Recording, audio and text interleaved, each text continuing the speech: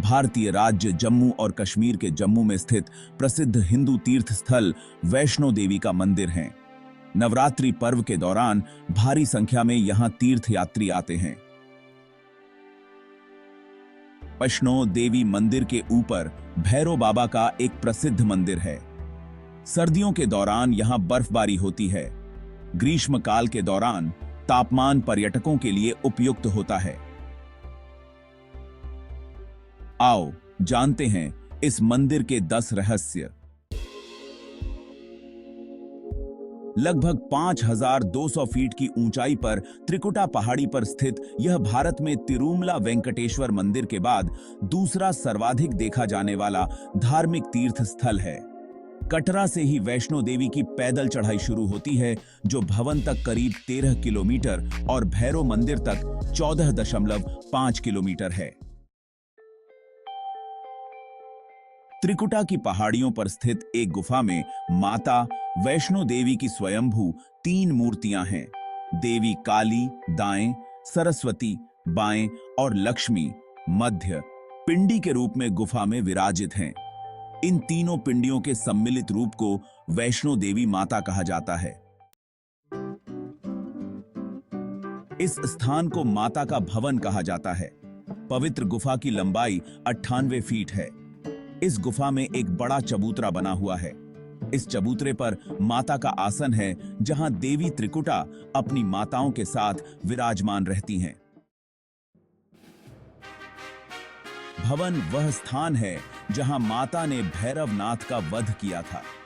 प्राचीन गुफा के समक्ष भैरव का शरीर मौजूद है और उसका सिर उड़कर 3 किलोमीटर दूर भैरव घाटी में चला गया और शरीर यहां रह गया। जिस स्थान पर सिर गिरा, आज उस स्थान को भैरवनाथ के मंदिर के नाम से जाना जाता है।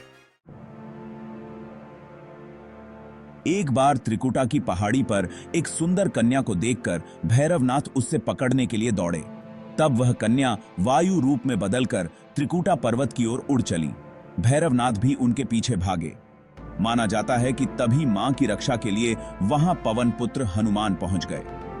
हनुमान जी को प्यास लगने पर माता ने उनके आग्रह पर धनुष से पहाड़ पर बाण चलाकर एक जलधारा निकाली और उस जल में अपने केश धोए। फिर वहीं एक गुफा में प्रवेश कर माता ने 9 माह तक तपस्या की। हनुमान जी ने पहरा दिया। हनुमान जी बूदी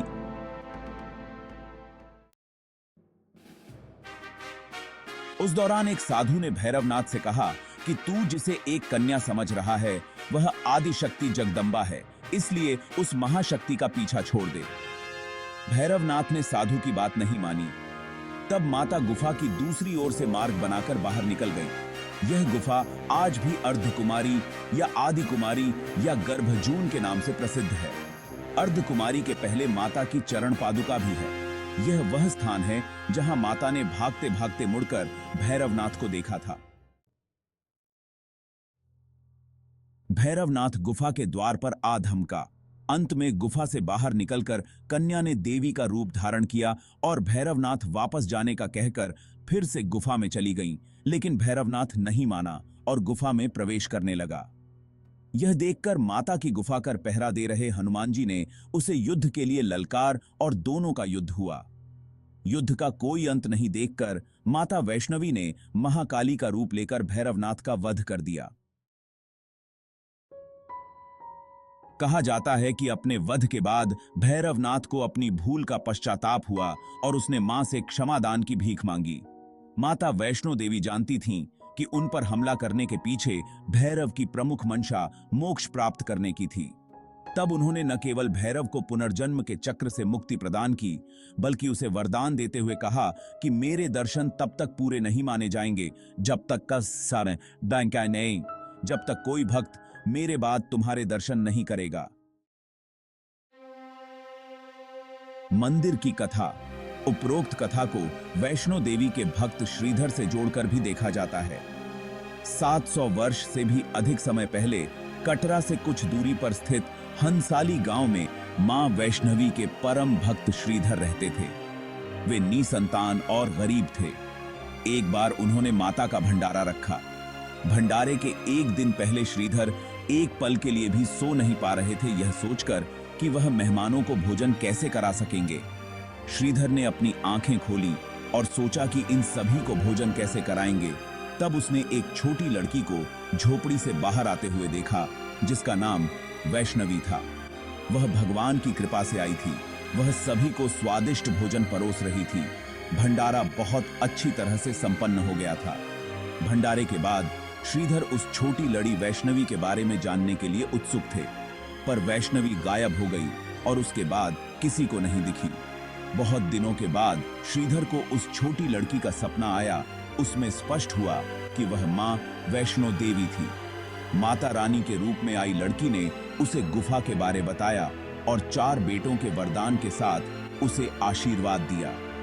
श्रीधर एक बार फिर खुश हो गए और मां की गुफा की तलाश में निकल पड़े और कुछ दिनों बाद उन्हें वह गुफा मिल गई। तभी से वहां पर माता के दर्शन के लिए श्रद्धालु जाने लगे। इस पवित्र गुफा में एक और चमत्कार देखने को मिलता है। इस गुफा से पवित्र गंगा जल निकलता रहता है।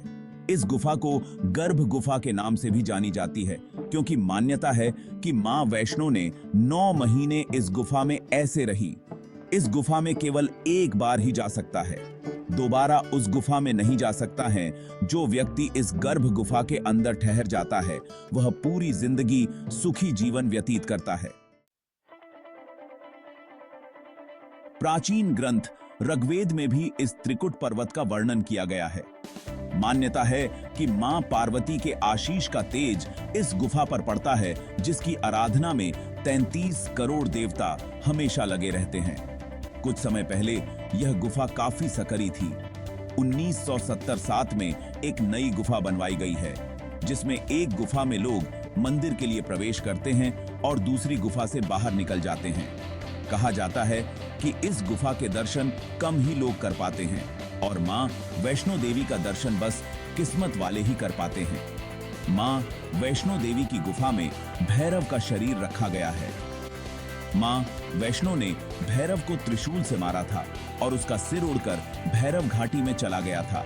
तभी से वह शरीर